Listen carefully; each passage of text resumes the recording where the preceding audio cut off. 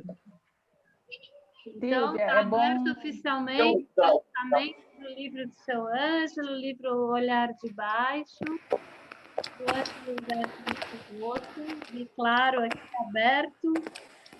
E inicialmente eu quero apresentar para vocês a Mônica, que me ajudou, Oi, pessoal. trabalhou nessa coordenação editorial. Dá um oizinho aí, Mônica. Olá. Oi, Prazer, boa noite. boa noite. No trabalho do livro do seu Ângelo. Eu também quero contar para vocês, que está fora do nosso script, mas eu vou contar para quem chegou cedo, como foi que aconteceu, né, da gente estar trabalhando nesse livro e tal, foi por causa da Laura, porque eu participei de um evento na Casa Melhoramentos, que chamava Melhoramentes, que foi muito legal, e aí a gente se conheceu lá, eu e a Laura, a gente se conheceu, ela falou assim, Silvia, você precisa saber que o meu marido é um escritor ótimo e tal, e ele tem um livro, e a gente precisa lançar e tudo. E daí estamos aqui hoje, né, Laura? Resumindo. Então, e Foi foi um evento tão engraçado. diferente, né? Oi? Foi um evento bem diferente, né? Era coisa para criar histórias para crianças e tudo, então estava escrito nas estrelas, né? Então, aí deu certo, estamos aqui hoje, né? Fizemos esse livro, ficou lindo, nós adoramos, como a gente fala, o primeiro livro de mistério, né? De suspense da Fantasy Books, que é o selo da Reality Books, que trata de literatura infantil e de ficção. Então, eu vou colocar aqui na tela a nossa apresentação de hoje, tá, gente? Então, vocês vão ver aqui, o ideal é vocês colocarem em pin vídeo, sabe? Para o vídeo ficar fixo aí para vocês, para não ficar saindo da tela, né? Tem umas reticências aqui no quadrinho, aí vocês podem clicar em pin vídeo. Aí a tela vai ficar fixa aí para vocês, tá? Deixa eu pôr aqui na tela cheia. Então, Deixa eu só sugerir que você deixar no mudo todo mundo, para não entrar barulho e tal. Então, deixa eu ver se eu consigo fazer isso agora. Espera aí.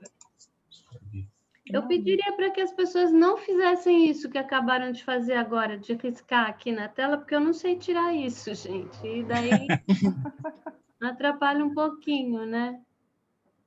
Deixa eu ver. Eu não consigo, agora que eu estou nessa tela cheia, eu não consigo fazer isso de deixar o microfone de todo mundo no mudo. Então, eu peço que vocês me ajudem, tá? Porque eu também não tenho, assim, tanta intimidade com essa tecnologia aqui online, né?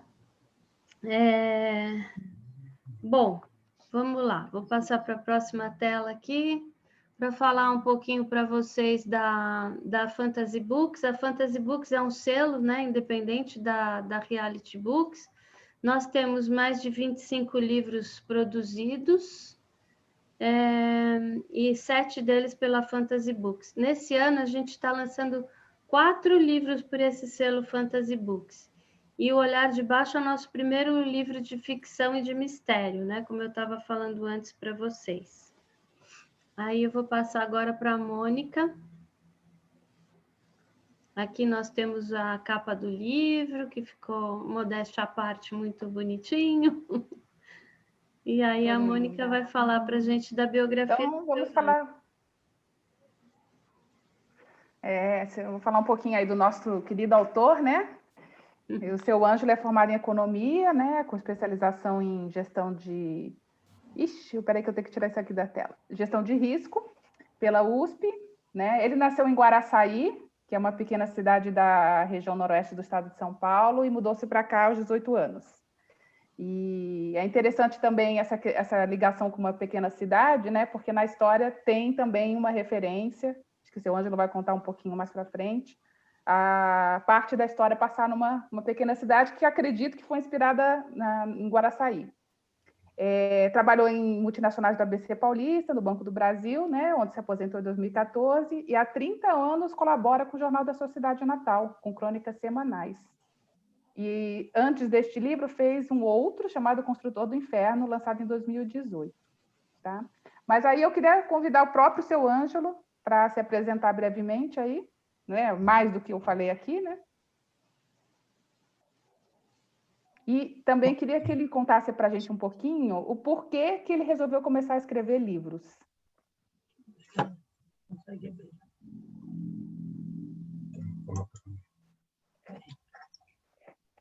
Pronto? Ok? Ok. Ok, tá. Bom, eu tive uma certa glória literária aos 10 anos de idade, né? Então, a partir daí, eu não consegui mais parar de escrever. Quer dizer, fiquei um tempo sem escrever, mas a vontade de escrever era muito grande. Então, vou contar para vocês como é que a gente chegou até esse livro. Desde 1969, né, quando eu estava no 3º ano primário, a professora pediu uma redação. Naquele tempo era comum as professoras pedirem redação para os alunos, né? E, coincidentemente, a gente estava no mês de outubro, né? E não sei se vocês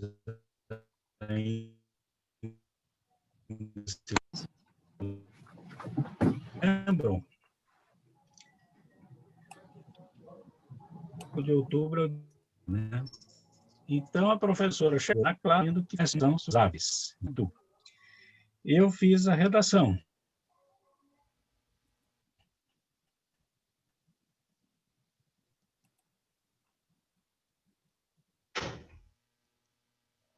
Acho que a conexão está um pouquinho instável, né?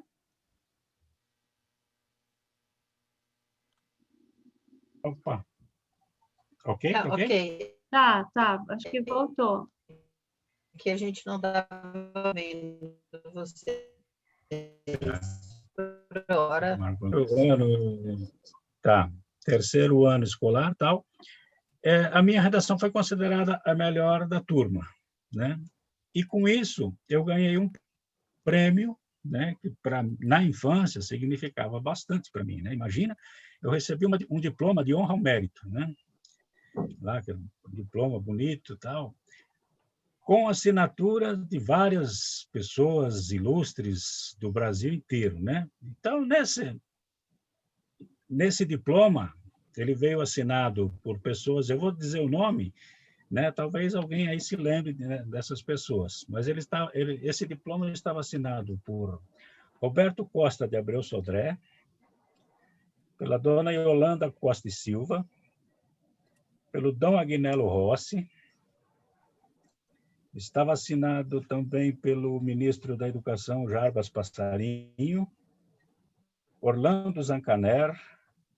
Estou lembrando de memória aqui quem é que assinou esse meu diploma. Johann Daugas Frisk, né, que era um ornitólogo.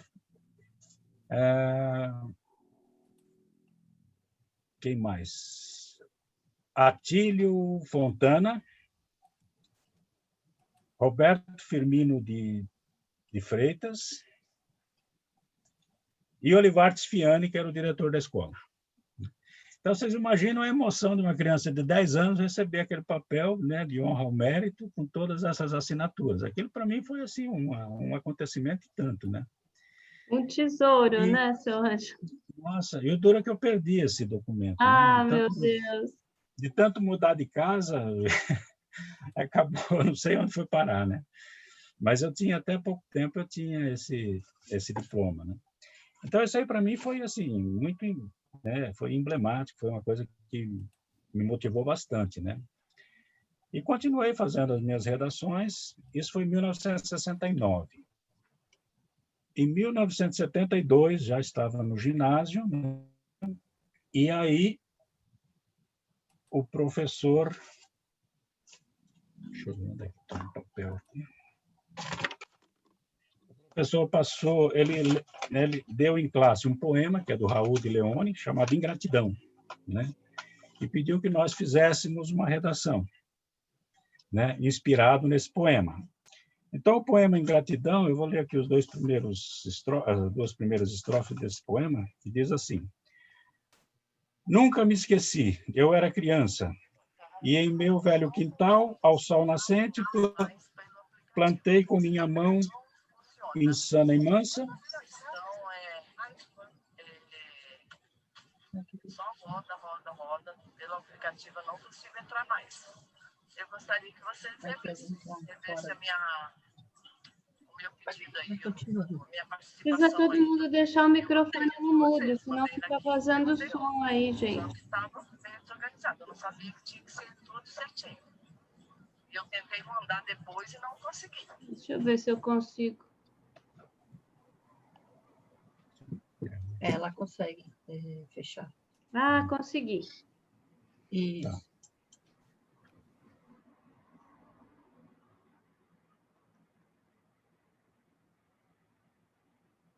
Então, do Raul de Leone. Eu amigo de... Eu saí? Tá. Não, é que ela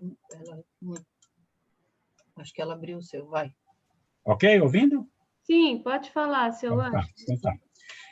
então, esse poema era assim: Nunca me esqueci, eu era criança, e em meu velho quintal, ao sol nascente, plantei com minha mão ingênua e mansa uma linda amendoeira adolescente. Era a mais rútila e íntima esperança, cresceu, cresceu, e aos poucos, suavemente, pendeu os ramos sobre o muro em frente e foi frutificar na vizinhança. Então, esse era o poema Ingratidão, de Raul de Leone, e o professor disse, faça uma redação inspirada nesse poema, baseado e tal, né? E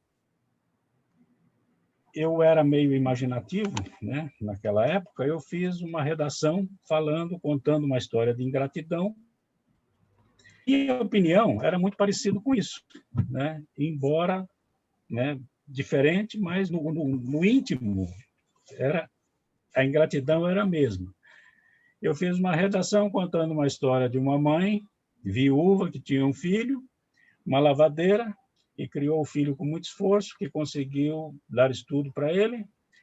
O filho se formou, e quando ela esperava que ele fosse, né, agora ele fosse cuidar dela, ele simplesmente foi embora, largou a mãe sozinha, né, continuando a lavar roupa, só que aí, né, cuidando só dela e não mais do filho, né? Então, quando o professor voltou na aula seguinte, ele leu a minha redação na classe e disse, gente, é isso, quando eu falo para vocês se inspirar, não é para vocês plantarem outras árvores, porque a maioria dos alunos plantaram, era uma amendoeira que o Raul de Leão tinha plantado, e a maioria dos alunos plantou goiabeira, mangueira, laranjeira, né, que ia frutificar além do muro. E eu escrevi isso dizendo, né, de um filho que tinha, né, recebido tudo da mãe e depois deixou ela sozinha, tal. Que para mim é a mesma ingratidão que a amendoeira tinha aprontado para o Raul de Leone. E daí para frente, né, eu sempre fui, né, fazendo essas redações. Eu me lembro que no vestibular da faculdade eu tirei a nota máxima em redação. Então, todas essas coisas sempre me incentivaram muito a escrever, né? Aí chegou o ano de 1990, né, depois do Plano Collor, eu estava desempregado na época, estava em casa, e aí o que a gente fazia? A gente via muita televisão, né? Então, a gente assistia o noticiário do meio-dia, noticiário da tarde, noticiário da noite, e em novembro aconteceu a Guerra do Golfo. E a gente ligava a televisão e praticamente assistia a guerra ao vivo, né? Porque os repórteres entravam para dar a notícia diretamente lá de Bagdá, lá do Iraque, e começavam a mostrar as imagens dos mísseis, dos tanques, dos tiroteios. Então a gente via a guerra ao vivo. E entre essas notícias que eu acompanhava, tinha o caso que o presidente americano, o George Bush, ele estava pedindo ao Congresso mais verba, né, mais orçamento para o armamento, né, para a guerra do Golfo. E, em paralelo a isso, também havia um grupo de cientistas trabalhando, porque em 1990 a gente estava assim, no auge da AIDS, né? Então, havia muitos cientistas trabalhando, tentando descobrir o remédio, a cura, a vacina, alguma coisa que curasse a AIDS. E também se circulava no Congresso americano esse pedido de orçamento, esse pedido de verba, né? Então, me veio na cabeça aquela ideia, né? Aquela coisa assim, de que, poxa, por um lado, estão pedindo orçamento para mais armas, né? Para matar mais gente. Por outro lado, estão pedindo verba para um remédio, para um antídoto para curar a AIDS. E aí, né, eu fui imaginando e me passou pela cabeça também os terroristas que explodem avião, que explodem carro-bomba, que faz aquele... E muitos consideram aquilo um ato muito heróico, corajoso e tal, né? E a gente via imagens de bombeiros apagando incêndio, fazendo...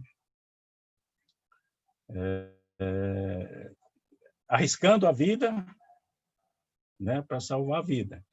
Então, e também eram considerados corajosos, heróis e tal. Aí pensei num hospital em que você tem um cardiologista que faz um transplante de coração.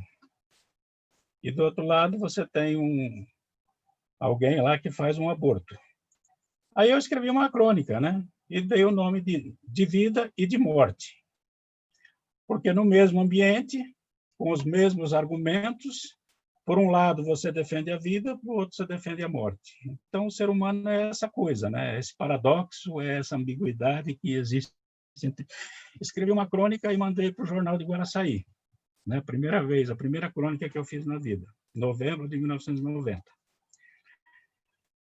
Mandei essa crônica para lá e 2 semanas depois recebi o jornal com uma carta do professor José Hamilton, a quem eu dedico esse livro aqui, né? Dizendo que tinha sido muito profundo aquele texto, aquela crônica, e me pedia que eu continuasse a escrever. E durante muito tempo eu continuei escrevendo, né? Escrevi muita coisa no Jornal de Guaraçaí, só mais recentemente é que eu tenho diminuído, fui parando. Então, isso tudo, né, foi me aperfeiçoando no ato de escrever crônicas, foi melhorando a minha escrita, foi melhorando a própria ideia, né? E chegou uma época que eu falei, eu preciso escrever um livro, né? Porque parece que o pensamento, a ideia já não cabia dentro daquela lauda e meia que é uma crônica para o jornal, né? Então precisava de um espaço maior. Aí eu escrevi O Construtor do Inferno, mas escrevi de que forma? Eu fiz 50 páginas e parei, né? Falei, isso aqui é bobagem, não vai dar em nada, né? E fiquei 3 ou 4 anos com aquelas 50 páginas.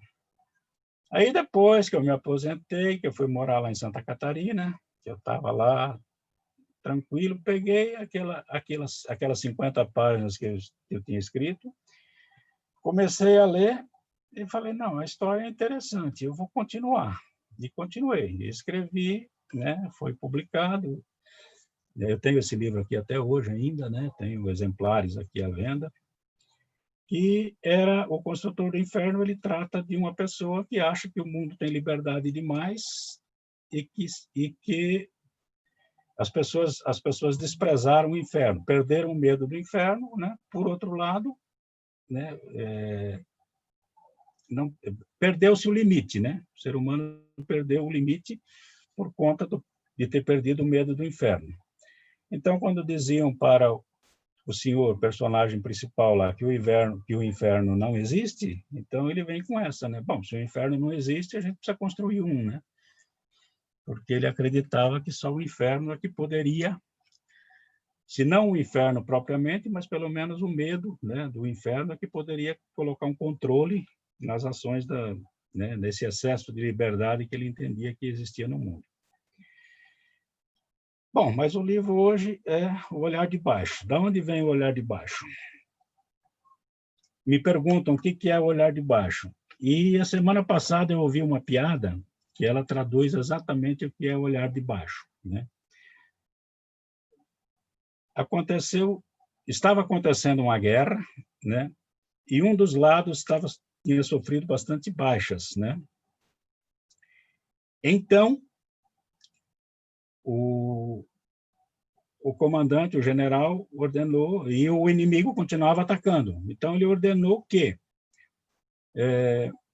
o pessoal, os padioleiros lá que ficava recolhendo os feridos, né, falando, ó, deixa os mortos e cuida só de quem ainda está vivo, né?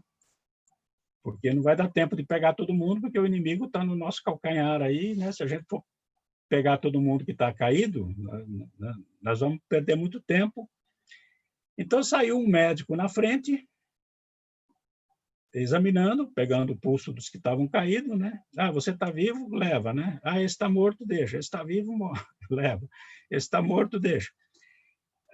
E um deles, né, quando foi diagnosticado como morto, um soldado ferido lá levantou a cabeça e disse: eu estou vivo, pelo amor de Deus, me leva, né? Aí o padroeiro disse: você quer saber mais do que o médico? Ele falou que você está morto, né? Então, o que é o olhar de baixo? O olhar de baixo é isso, é aquelas pessoas que têm, né, alguma contribuição para dar, que têm alguma verdade, né, para dizer, mas que não são ouvidas, que são preteridas em função de que alguém mais especializado, mais graduado do que eles, né, vai tomar, vai assim, impedir que aquela ideia dele siga, né? Então, o olhar de baixo é em função dessas pessoas que lutam muito, que precisam lutar bastante para poder ter uma ideia aprovada, para poder ter uma sugestão aceita, né, para mostrar, porque eles são preteridos, né? São aquelas pessoas humildes que são preteridos. Então, essa ideia já vinha amadurecendo na minha cabeça. E, em paralelo a isso, eu trabalhava na Paulista, e aqui na Paulista a gente passa e vê muitos moradores de rua, né? Tem muitos mendigos. E a gente passa e se refere a ele como um mendigo ou tal, né? Mas com o tempo você percebe que muitos deles são os mesmos. Depois de 10 anos, você percebe que é a mesma pessoa que está ali debaixo da marquise, e a gente nem se dá conta disso, né? Porque a gente passa e olha, é um mendigo, né? E só com muito tempo depois é que você vai perceber que aquele morador de rua é o mesmo, né? Então, eu peguei, né, esse exemplo extremo, né, de pessoa humilde, de pessoa sem condição, né, para se tornar o personagem principal, né, baseado nessas pessoas que eu via aqui na Paulista. Então, e essas pessoas, né, a gente passa, eles estão lá sentados, largados no chão, eles erguem a cabeça para pedir uma esmola, e quando você dá, eles erguem a cabeça de novo para agradecer a moeda, né, que você deixou lá na tigelinha deles. Então, são gente que olha de cima para baixo. Aliás, de baixo para cima, né? Porque de cima para baixo, nós é que somos instruídos, né? A todo momento, nós somos motivados, nós somos incentivados, nós somos né, incentivados a olhar sempre do topo para baixo. E aí eu comecei a imaginar o que é que esses mendigos, que essas pessoas de rua, eles fazem parte da cidade, eles existem, né?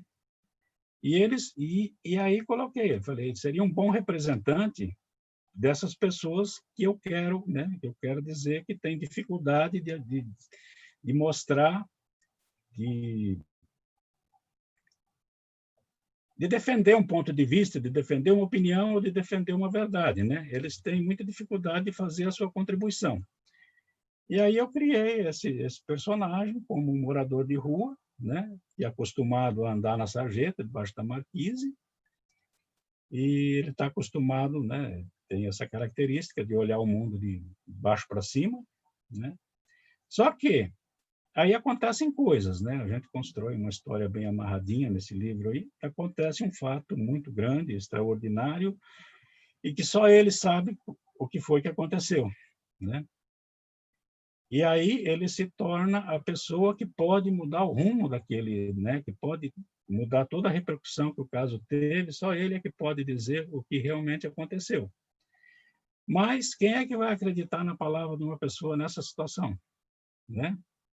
Como é que uma pessoa morando na rua vai enfrentar um advogado, vai enfrentar um juiz, vai enfrentar um tribunal inteiro para dizer, olha, vocês estão errados, não foi isso que aconteceu, o que aconteceu foi isso, isso e isso, né? É muito difícil, né? Então, a luta dele é nesse sentido. Agora, em paralelo a isso, essa é a mensagem principal do livro. Em paralelo a isso, tem um trama familiar, né? Tem uma história... A história é longa, né? Ela começa, passa de geração para geração, vem o motivo por que essa pessoa vive na rua, por que ela está abandonada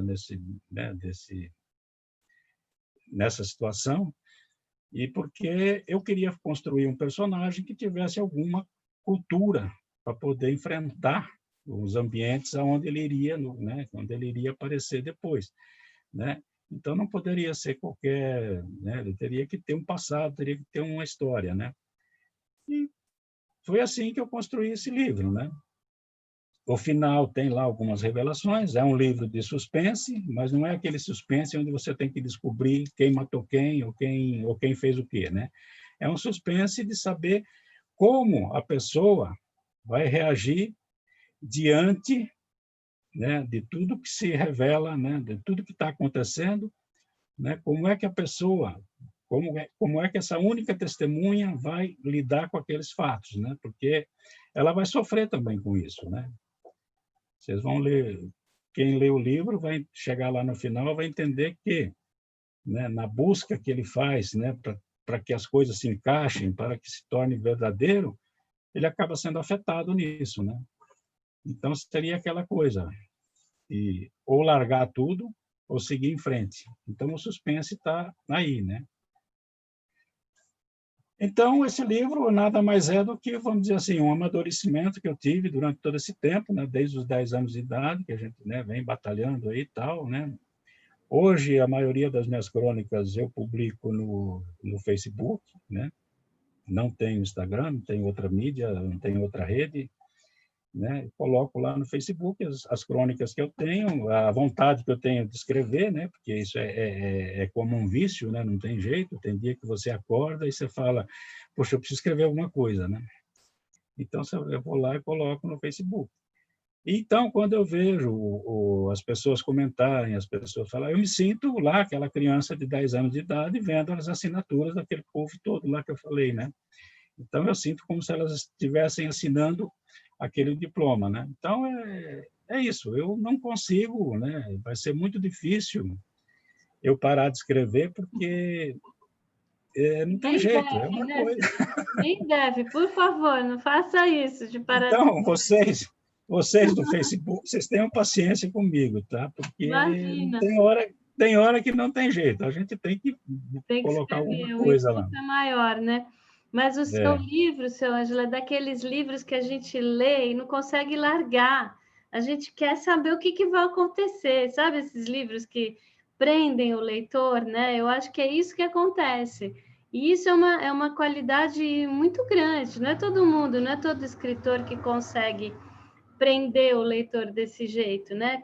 De ficar querendo saber o que aconteceu, não conseguir largar o livro até saber o fim da história. E não é necessariamente, como ele falou, quem cometeu o crime, essas coisas. É porque a história é envolvente, a história vai prendendo a gente, né? De um jeito muito legal. E aí, agora vou passar aqui para o próximo slide, vamos ver aqui. A gente gostaria que o Léo Alencar falasse também essa opinião, porque ele também foi um privilegiado, né, de ler esse livro antes de todo mundo, assim como nós, assim como eu e a Mônica. Então, eu queria que a gente destacou esse trechinho do prefácio, né? Então, se você quiser ler, Léo, é só você sair do mudo aí, que seu microfone está no mudo, para você poder ler para a gente esse trechinho. É só você clicar no microfoninho aí que tem na sua tela para você poder sair do mudo. Sim, ok. Boa noite, estão me ouvindo? Sim, estamos ouvindo, pode falar. Ok, boa noite a todos. Bom, antes da leitura, se me permite, o que acontece? Fazer um prefácio, né? O primeiro prefácio a gente nunca esquece. Então, este eu jamais vou esquecer. Esse foi o meu primeiro prefácio. E prefaciar um livro é um desafio muito grande, eu considero. Não tanto quanto escrever. Não quero aqui, de forma alguma, me arrogar no mérito do escritor. O mérito é do escritor, do autor, não é? Claro. Não é? Mas é um desafio porque você tem diante de si duas situações. Você tem a obra propriamente dita, né? Você tem que, de certa forma, fazer uma crítica, vamos dizer assim, dessa obra, né? E você tem o autor, que é um amigo que te convidou, porque ninguém convida um desconhecido para prefaciar, né? Vai convidar um amigo, alguém assim, né? Então, você tem que falar da obra e falar da pessoa. Você tem que tratar das duas coisas, né? E daí que reside um pouco da dificuldade, você conciliar isso. Eu não digo nem para falar bem dos dois, não chega a ser isso, mas para você fazer algo, construir, né, algo positivo a esse respeito. Não cometer nenhuma omissão, você não deixar, né, alguma coisa que para trás, não falar demais, porque eu prefácio uma coisa pequena, como eu disse aqui de uma hora até eu falo, mas no final, e eu paro, porque senão eu escrevo uma resenha, né, só me empolgo para escrever uma resenha, né, e você condensar aí em 2 ou 3 folhas, no máximo, todo o conteúdo de um livro e mais o que é a obra do autor. É esse que reside o desafio de você condensar em 3 folhas tudo isso daí. Tá? E é difícil falar das pessoas. Muita gente fala, eu não consigo falar de mim. É comum a gente ouvir em reuniões, é mesmo de trabalho, nós que já fomos trabalhamos em grandes corporações, sabemos disso. A dificuldade de falar de mim. Não, falar de mim é muito fácil. Eu conheço tudo. Eu me conheço, eu sei tudo de mim. Tá? A dificuldade é você falar de outra pessoa. Justamente porque, aquilo que eu disse, você não cometer uma injustiça, você não fazer uma omissão, tá? E não dar o merecido valor, o merecido destaque a essa pessoa. Tá? Então, eu recebi isso como um desafio. É a primeira vez que eu faço um prefácio. Mas, como eu disse bem no começo aqui, ó, o convite para prefaciar este livro não poderia chegar em momento mais inspirador. Justamente quando ocupava um tempo livre em limpar e organizar minha estante, na qual O Construtor do Inferno, o primeiro livro de Ângelo Humberto Ansel, ocupa merecido destaque.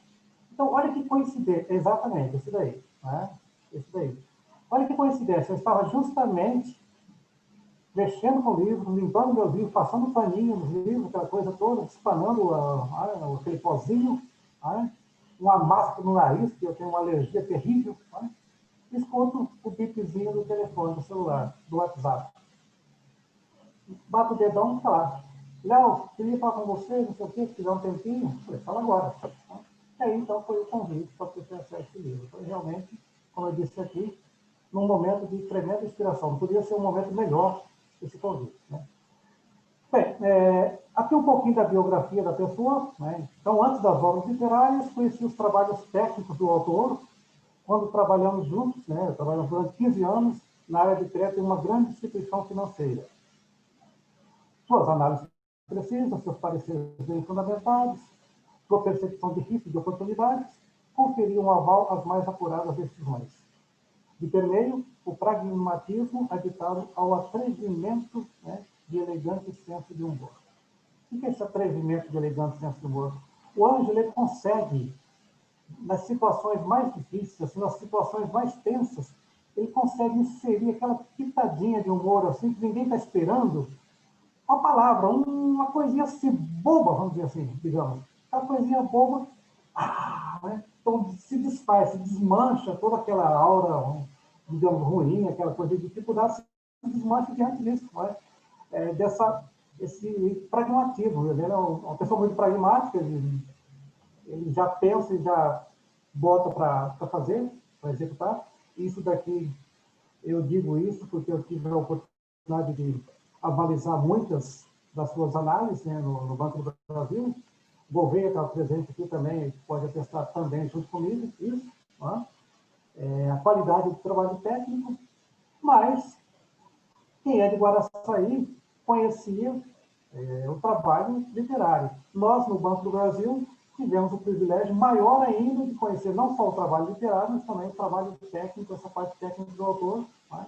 Onde ele consegue, né, colocar todas essas qualidades que ele reúne da escrita, de argumentação de escrita, né? Aliada a uma sólida formação acadêmica e conhecimentos mais que ele adquiriu ao longo da vida. Então, nós tínhamos no Ângelo assim, um analista formidável, um gerente fantástico, que tinha realmente a capacidade de fazer um trabalho técnico, que tinha capacidade de trazer, né, essa jocosidade das crônicas, das escritas, trazer para o ambiente empresarial, né, colocar lá dentro. Isso daí desanuvia qualquer coisa ruim, qualquer dificuldade, né? Então, foi isso. É isso o pragmatismo que eu falo do Ângelo, o senso de humor atrevido, né? Aquele de atrevimento mesmo, na hora, colocar a coisa, né? Então, realmente foi fantástico. E, para mim, foi um desafio, mas muito legal. Gostei muito de fazer isso. E aquela coisa. Mas esse desafio tem uma recompensa muito grande, assim o Regina acabou de falar. Tem prefacia, né? Tem o privilégio de ler primeiro. Né? E eu li primeiro, e tem muita gente aí, né? Acho que quem leu primeiro foi o Ângelo, né? A Laura, que deve ter lido por cima do ombro dele, né? E eu, que li depois. Né? E aí depois, né, o pessoal da editora também, né? Então, nós estamos já em vantagem do que todos os demais. Nós já conhecemos... Ele não me deixa ler. Não deixa, Laura? Não deixa, só quando termina. Não, eu não tenho esse privilégio, eu acho que você leu antes de mim, viu? Ele não deixou você ler? Mas que malvado. Ele não deixa, ele fica bravo. Olha só. Nem, só escondidinha, mas não deixa não, só quando termina. Né? Desconcentra. Mas de vez em quando você dá aquela passadinha, entrar no escritório, né, a pretexto de dar algum recadinho, né, e bater o olho, né? Então, mas só assim, viu? Eu sei muito bem que aqui em casa também acontece isso. Eu estou trabalhando no livro também, de vez em quando, né, recebo aquela visitinha aqui no escritório, aqui no quartinho. Mas então, uma coisa que só que o olhão está na tela, né? Não sei nada disso. Isso não acontece. Não, isso não acontece. Não, imagina que é isso. E ainda quer mudar a história, né? Olha! Aí é maldade, hein? Maldade, querer mudar a história, né? Vou me esconder aqui. Bom, Léo, obrigada, então, aí pela sua participação. Agora a gente tem um trechinho do próprio livro aqui que eu queria que o seu Ângelo lesse uns parágrafos para vocês. Legal.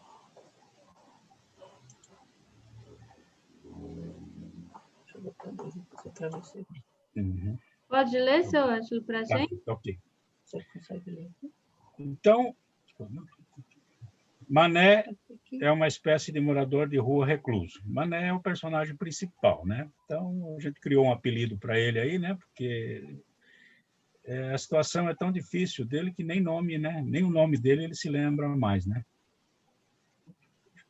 Aí você consegue ler. Ele gosta de dormir sempre no mesmo local durante o dia e não vai mais que 30 passos longe dali. Ou seja, ele escolheu aquele lugarzinho lá para ficar ali e tal. E é uma cena que eu via muito, né? Esse pessoal embaixo das marquises de padaria, né?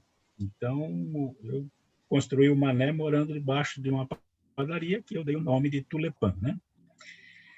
Onde ele habita, né? É praticamente como se ele fosse um morador. Ele ocupa aquele pedaço ali há 8 anos e dali ele não sai. Por ocupar apenas um espaço de meio metro quadrado junto à pilastra de do prédio, os proprietários e funcionários da padaria nunca objetaram a sua presença.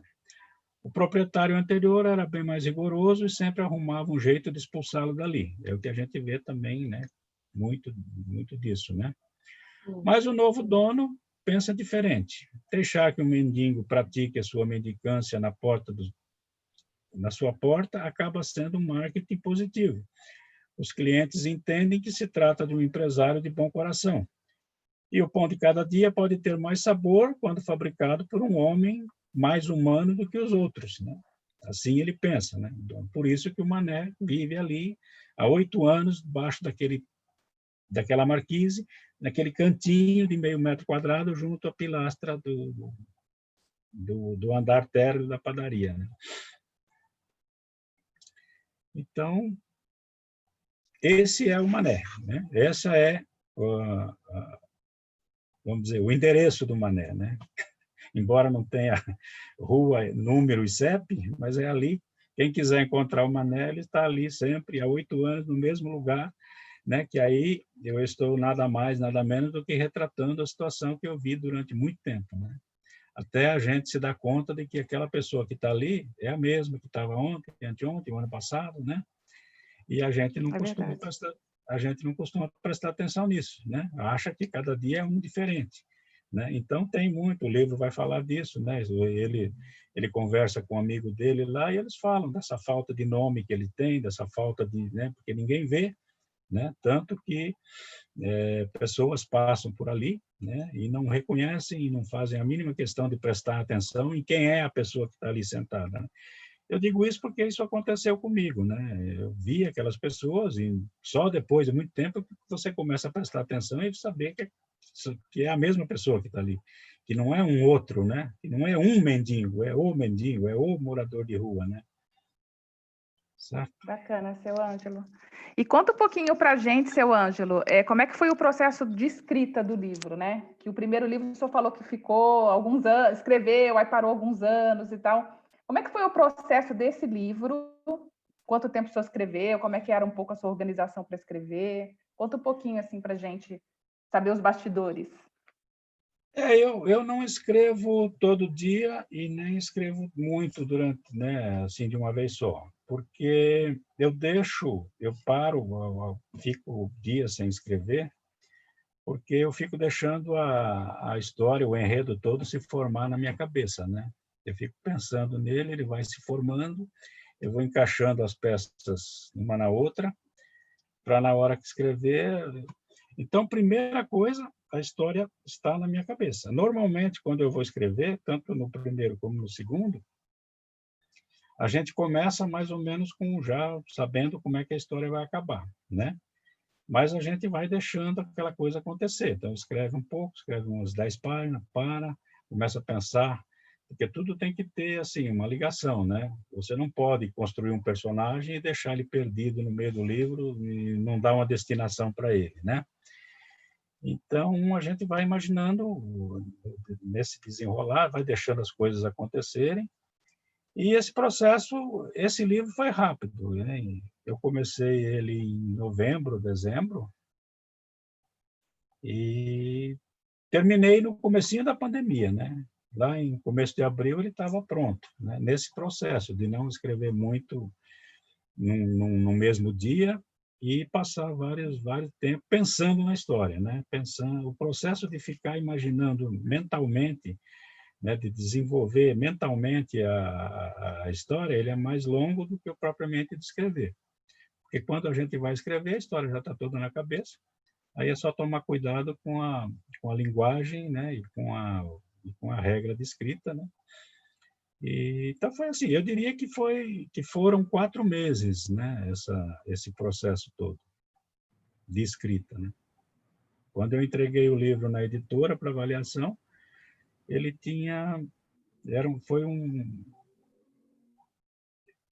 esse processo tinha durado 4 meses.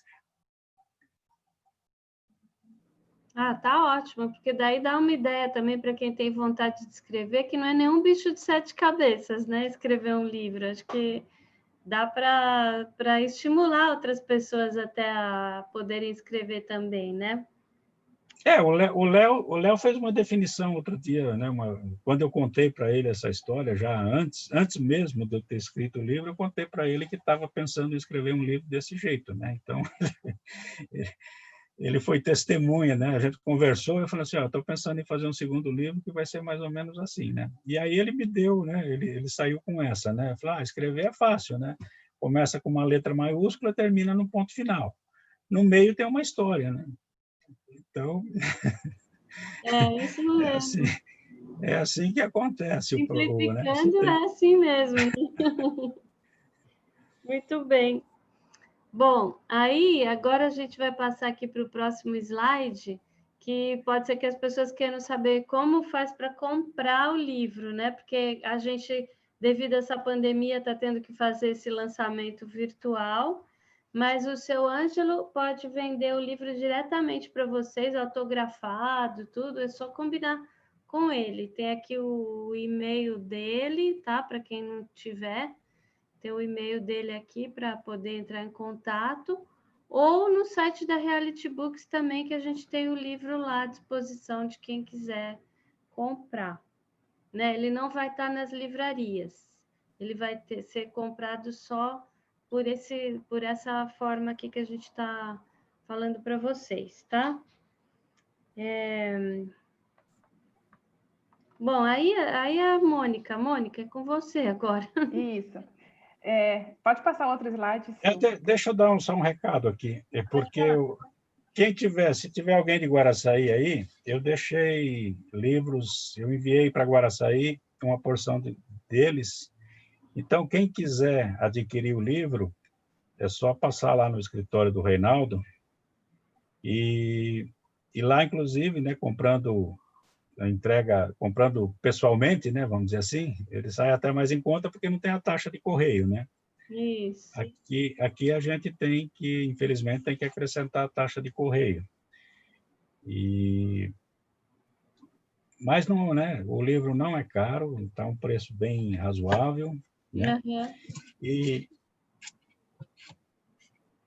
E o que acontece? A gente, quando está começando a escrever, a gente tem muita dificuldade, porque escrever o livro é fácil, o duro é dar o destinamento dele depois, né? A distribuição desse livro é que é difícil, né?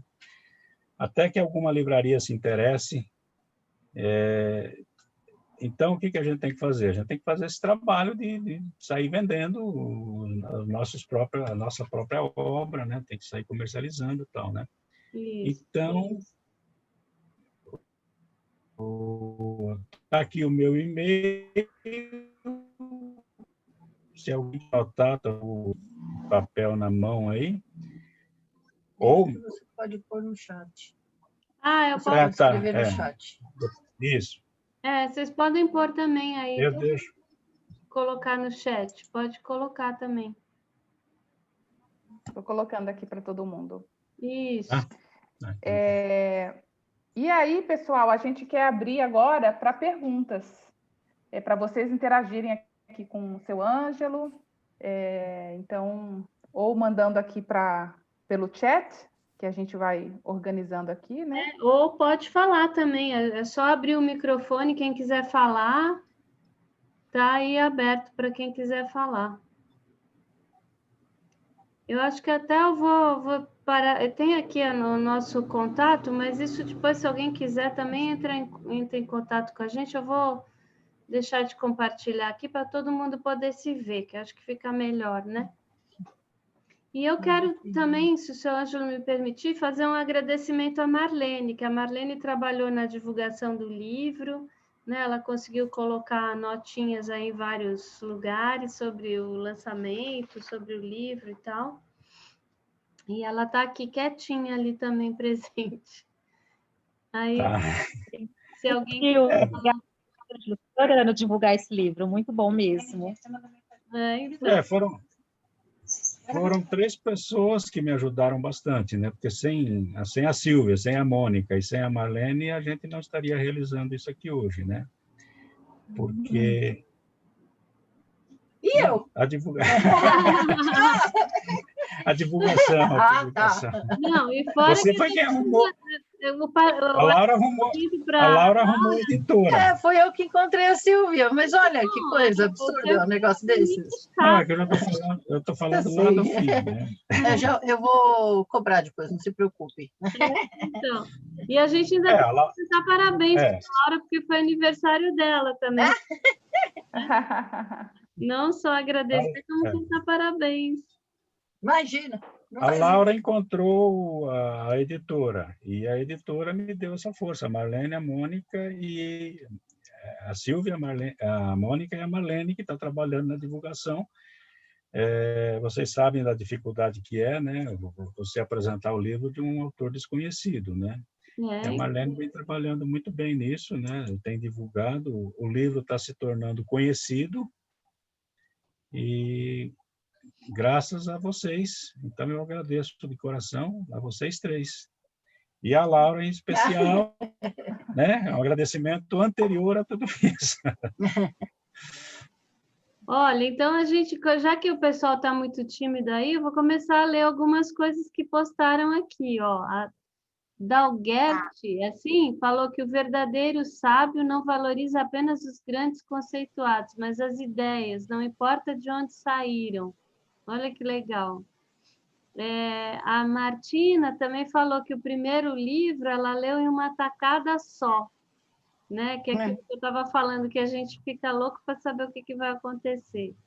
Aí a Alessandra falou que ela e o Sérgio estavam conversando e refletindo que a escolha dessa temática nos faz pensar a respeito da realidade daqueles que estão à margem da sociedade, que não tem rosto, que o seu Ângelo está dando voz a eles, né? E ela acredita que essa obra revela sensibilidade e suspense.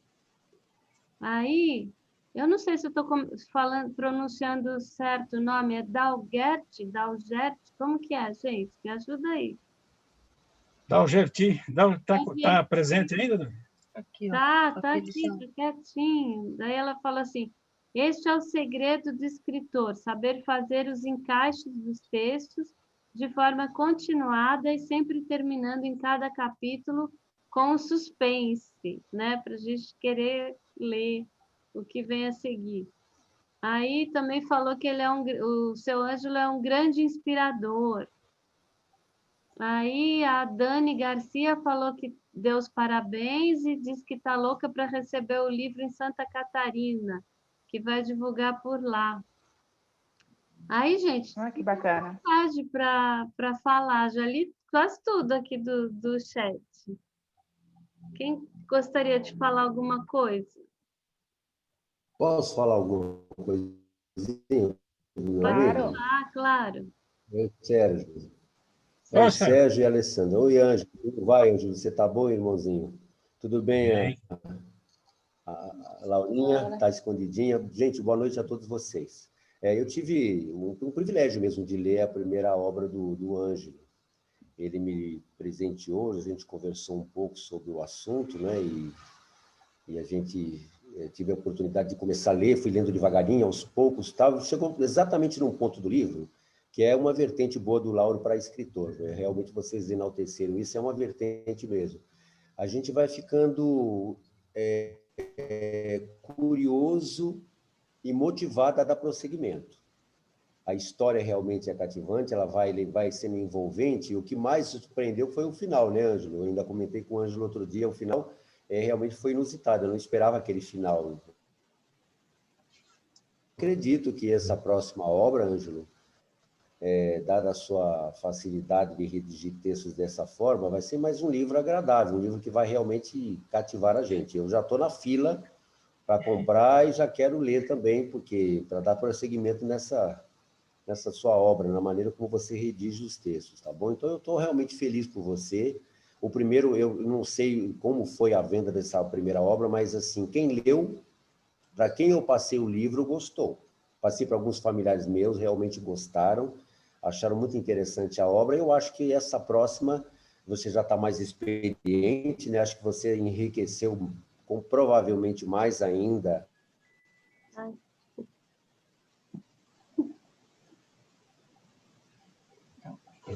Não, tem uma parte que já volta.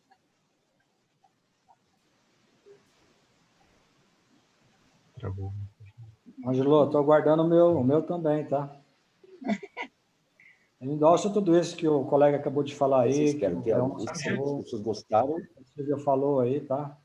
Estava esperando o lançamento para começar a distribuir.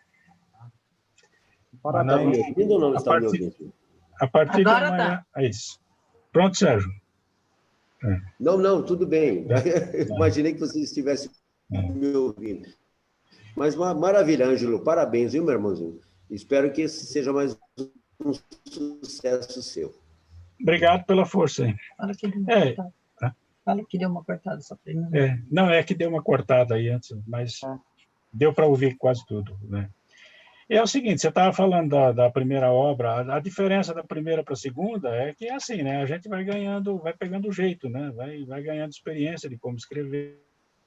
E, né, eu vejo que esse segundo ele está mais bem escrito, embora a história talvez a história do outro possa ser até mais rica do que essa, mas esse aqui está mais bem escrito, né? Ele está mais cadenciado e mais, não sei, ele tem assim uma formalização melhor, né?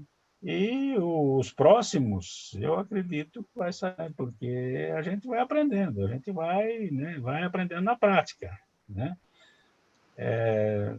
A gente começa a enxergar os atalhos, né, do caminho, né?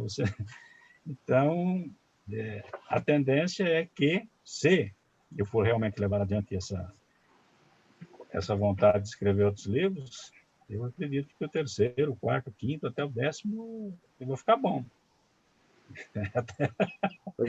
Mas por enquanto estava muito por bom. Enquanto, ainda, por enquanto, ainda sou um aspirante. A trama que você montou estava muito boa no primeiro livro. Eu gostei bastante, gostei mesmo. Bom, então eu posso dar o meu testemunho, porque, como eu disse, eu tive o privilégio de ler antes do que vocês. Aí isso eu vou falar o resto da vida. Tá? Mas, então, o que eu posso atestar diante disso? Que, de fato, o segundo está melhor que o primeiro. Tá? Não vamos, assim, nos adentrar em enredos, né? Porque são coisas totalmente diferentes, o que aborda um que aborda o outro. Né?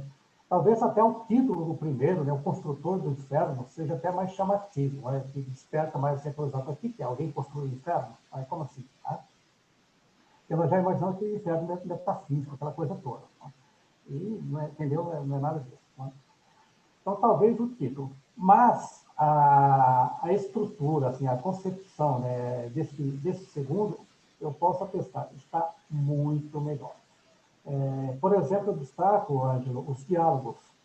Tá? Os diálogos nesse segundo livro, eles estão, assim, diálogos mais curtos e assim, com chamada, o autor dando a chamada dentro do diálogo, o autor introduzindo o personagem. Isso dá uma fluidez maior, porque se deixar somente os personagens conversando entre si, é só aquele jogo de ping-pong, né? Um joga outro, faz aquela coisa, né? Isso que você faz já no segundo mostra claramente essa evolução, Ângelo. Dá para a gente perceber exatamente isso. Você evoluiu do primeiro para o segundo, você evoluiu muito. A qualidade está realmente melhor mesmo. Eu digo isso porque eu li o primeiro e li o segundo. Okay? Então, os diálogos são assim, os diálogos mais curtos e muito a leitura flui melhor. Né? Então, é aquele que você começa a ler e não quer parar. Né? Então, é isso, Ângelo. Parabéns. Tá? Para mim foi uma honra muito grande de presenciar esse livro. E aquilo, o Gouveia está aí, então vamos agitar aí um dia aí para a gente fazer aqueles nossos encontros tradicional lá no Sujinho, né? Para você levar o livro lá para a galera, para a gente comer uma bisteca e bater uma bolinha com o livro. Seremos os divulgadores, né, Léo? Exatamente, né? Exatamente. Seremos divulgadores. Mas é isso. Parabéns, Ângelo. Foi muito legal. O livro está realmente muito bom. Então, eu recomendo. Ok? Obrigadão, Léo. Valeu. Parabéns, camarada, mais uma vez. Hein? Obrigado, Gouveia. Obrigado pelo apoio. Surpresa para mim, você não falou nada para mim, né? Né? Esse livro eu escrevi. Você não falou nada para mim, né? Eu escrevi meio em segredo, né? Estava na pandemia também, a gente não se vê há tanto tempo, né? A gente não se encontra mais, né? A gente só se fala no WhatsApp de vez em quando e eu realmente, esse livro foi praticamente surpresa para muita gente. Eu tinha conversado a respeito dele com o Léo uma vez, né? E aí, quando eu voltei a falar com o Léo, foi para pedir o prefácio para ele, né? Porque ele nem sabia que eu tinha levado aquela história adiante, né? Bela escolha também, então, né? Muita gente ficou sem saber, né, que eu estava escrevendo. Eu escrevi em segredo. O importante é que foi uma surpresa boa, né? Eu espero que seja, que vocês gostem desse livro, tá? Porque eu gostei de escrever, né? Gostei de escrever e gostei de ler depois de escrito também. Né? Então, espero que vocês sintam assim, né, que eu consiga transmitir alguma coisa, né? Não quero entrar em, né, meus livros, né? A minha característica é essa, né? Não quero me aprofundar em filosoficamente nada. É uma história, né? É um romance que, de certa forma, tem lá, né, umas críticas embutidas, tem alguma coisa, né? Está lá embutido, mas, a princípio, o livro é um romance, é uma história que acontece, é uma ficção, e escrever ficção dá muita liberdade para a gente, porque a gente pode inventar, pode escrever o que bem entender, não precisa ficar preso à realidade, não, mas se eu escrever isso... Não, é uma ficção, né? Ninguém vai poder dizer, mas isso que você escreveu aqui não acontece. Não, o livro todo é uma ficção, né? O livro, né, é uma história que, se você for ver, ela é factível, ela pode acontecer né? Vocês podem conhecer histórias semelhantes a essa, né? Mas a ficção te dá essa liberdade de você moldar os personagens, de você criar um ambiente, né, que não precisa ser, você não precisa ficar preso à realidade, né? Então isso é muito, eu acho, né, o meu tipo de leitura e o meu tipo de escrita que eu gosto é essa, onde, né, você dá asas à imaginação. Perfeito. Exato. O seu Ângelo até criou uma tecnologia lá, né, seu Ângelo? Num trecho da história, tem uma tecnologia toda avançada lá. Aí eu perguntei se existia mesmo aquilo, ele falou que não, que ele que inventou. Então, porque né, dentro dessa característica, né, da ficção, a gente tem a liberdade de criar essas coisas, né? Então, aquela tecnologia usada lá, eu não conheço, mas eu inventei. Então, ninguém pode me acusar, isso é mentira. Não, o livro todo não é uma ficção, então aquilo também é. Se criarem, vai ser cópia sua agora, né, Ângelo? Como? Se criarem alguma coisa, vai ser cópia da sua obra, né? Aí eles então, direitos autorais se for daquilo, né? Pode patentear essa tecnologia aí, ó. Beleza, gente. Legal. Muito bom. Vamos ver se eu pego esse livro logo, viu, Ângelo? Também. Eu vou colocar o meu celular aqui no meu WhatsApp, aqui no chat, tá? E aí vocês quiserem, querendo fazer um pedido...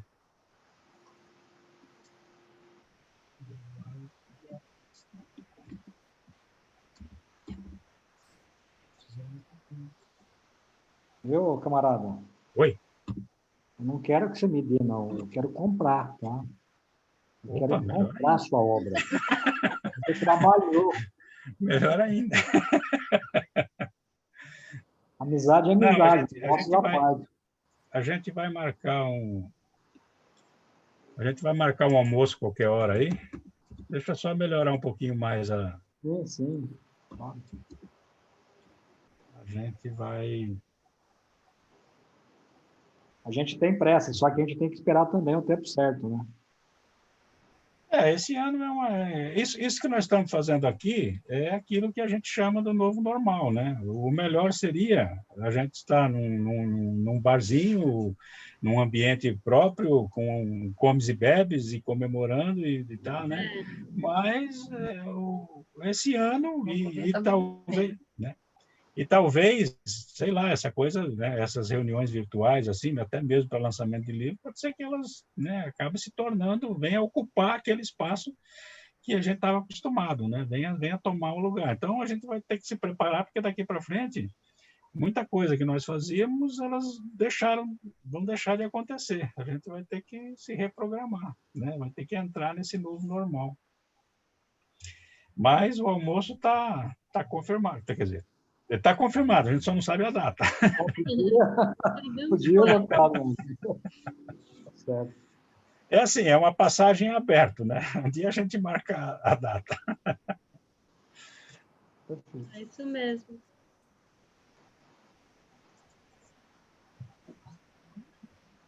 Bom, gente, cerveja não, é chá, hein?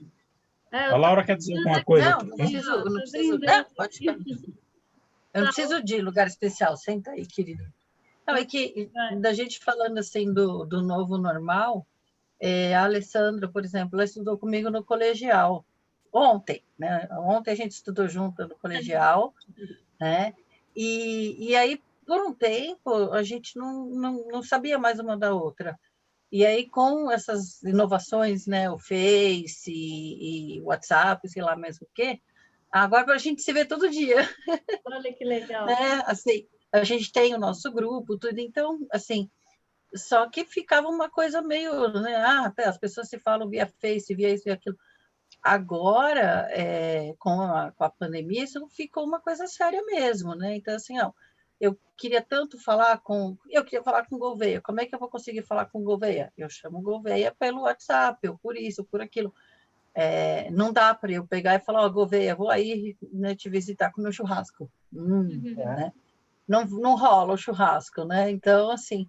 Espera mais um pouco, né, Laura? Não, rolará, se Deus quiser. O aniversário da Alessandra, a gente teve que fazer parabéns, né, virtual. Então, assim, esse é o novo agora, mas que, por sorte, a gente tem essa tecnologia. Talvez, como o Gouveia falou, o que o Ângelo escreveu, eles vão fazer, e aí nós vamos ficar ricos, né? Lógico, com direitos autorais. Mas, de qualquer forma, assim, essa tecnologia que está aí hoje está favorecendo a gente. Porque imagina essa pandemia sem isso. Né? Se a gente não pudesse falar com as pessoas, não pudesse ter esse WhatsApp, esse contato Zoom, Meet, todos esses que tem, o quão mais recluso, o quão mais sem contato com o mundo a gente estaria. Isolado, né? Estaríamos mais isolados. É verdade. Nós somos, de uma certa forma, privilegiados, né? Inclusive, nós somos privilegiados porque... O que a minha editora também tem coletâneas, sabe? Que são livros que cada autor escreve um trechinho só. E aí eu comecei a fazer isso agora, depois da pandemia. E aí a gente já tem autor, por exemplo, tem livro que tem autor na Alemanha, em Portugal, nos Estados Unidos, além dos autores aqui do próprio Brasil, né? De próprio São Paulo, né? Da cidade. Então, coisa que a gente faria uma reunião presencial para que esses autores estivessem juntos e tal, agora a gente faz assim e dá para fazer um livro, sabe? Com o texto que vem de todos os lugares. Inclusive, agora, atualmente, chegou o meu amigo, aqui que está comigo no projeto, Gunther, que a gente está com uma coletânea com inscrições abertas ainda para avós e netos. Então, os avós que tenham histórias para contar dos netos, tal, se alguém tiver interesse em participar, a gente está com inscrições abertas para esse livro. Que também é uma forma, né, da pessoa se expressar e não precisa, né, chegar a fazer um romance, porque não é todo mundo que tem esse talento do seu Ângelo, né? Para fazer um romance tão legal e tão, né, bem amarrado, os personagens e tudo. Então, para quem quiser contar uma história real dos netos, tal, vocês conhecerem alguém, a gente está com as últimas vaguinhas lá para esse livro de avós e netos, tá? Só para contar aí para vocês. Então eu preciso envelhecer bastante. De repente, vocês conhecem alguém, né, que a avó, sei lá, que gostaria de escrever sobre os netos, ou avô, aí a gente tem essa possibilidade aí de participar de um livro também. Tá? Legal. Bacana. Então, acho que é isso, né, gente? Não sei se alguém quer falar mais alguma coisa.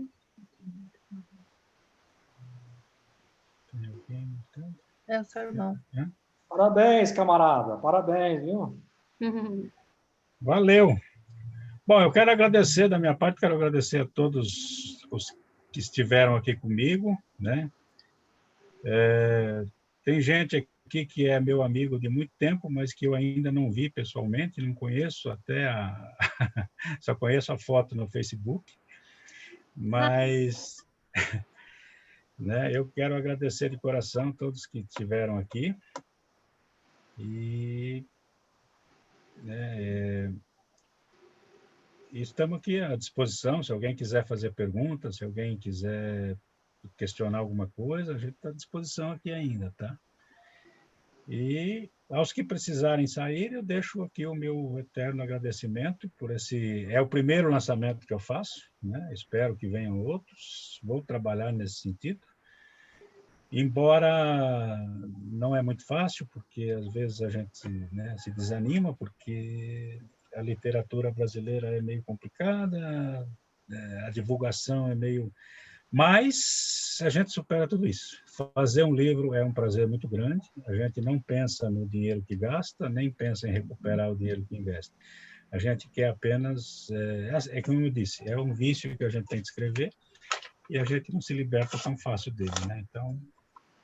Vou mostrar de novo aqui espero... o livro, O Olhar de Baixo. Ficou muito legal. Aqui tem a fotinho do seu Ângelo. Para quem ainda não viu, né? Exatamente. Então, acho que é isso, né, gente? Tá todo mundo quietinho aí, ninguém quer falar nada.